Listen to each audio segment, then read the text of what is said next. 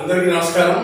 ఇటీవల 2 రోజుల క్రితం విజయవాడ నడిబొడ్డున పీడబ్ల్యూడీ గ్రౌండ్స్లో డాక్టర్ బాబాసాహెబ్ అంబేద్కర్ విగ్రహంపై అల్లరి మూకల దాడి.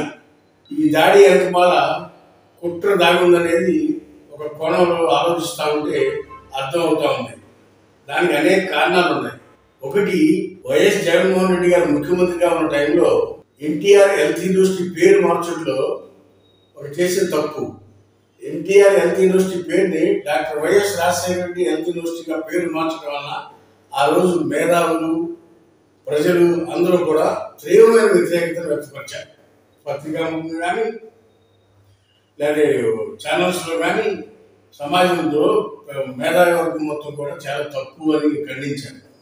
అదేవిధంగా ఈరోజు పీడబ్ల్యూడీ గ్రౌండ్లోని అంబేద్కర్ స్టాట్యూ దగ్గర ఉన్న మాజీ ముఖ్యమంత్రి వైఎస్ జగన్మోహన్ రెడ్డి పేరు తొలగించారు. ఇది ఎవరు తొలగించారు, ఎందుకు తొలగించారు అంటే దానికి క్వశ్చన్ మార్క్.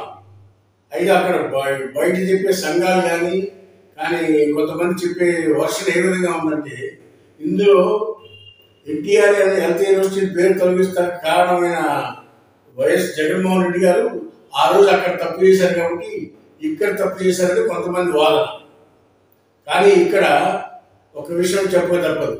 ఎందుకంటే ఏ గవర్నమెంట్ చేసినా ఆ పథకాలకి అప్పుడు ఆనాటి మంత్రులు, ముఖ్యమంత్రులు పేర్లు శిలాపలకాల మీద కానీ లేకపోతే స్టాట్యూ ఇనాగ్రేషన్ కానీ వేసుకోవడం ఆనవాయితీగా వస్తుంది.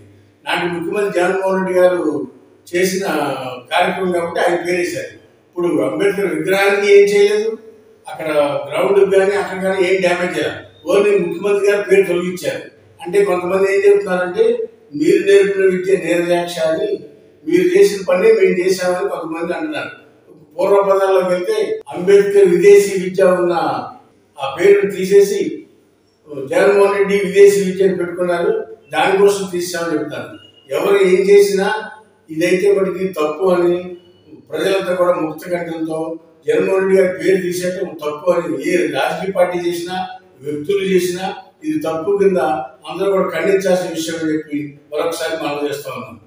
హాయ్ ఫ్రెండ్స్, మా ఫ్యూచర్ టుడే ఛానల్ చూస్తున్నందుకు చాలా థ్యాంక్స్. మరిన్ని లేటెస్ట్ వీడియోస్ కోసం వెంటనే సబ్స్క్రైబ్ చేయండి. అలాగే ఈ బెల్ ని కూడా రింగ్ చేసేయండి. మా లేటెస్ట్ వీడియోస్ నోటిఫికేషన్స్ అన్నీ మీ మొబైల్లో వస్తాయి. మా వీడియోస్ మీకు నచ్చితే లైక్ చేయండి, షేర్ చేయండి, నచ్చకపోతే కామెంట్ చేయండి.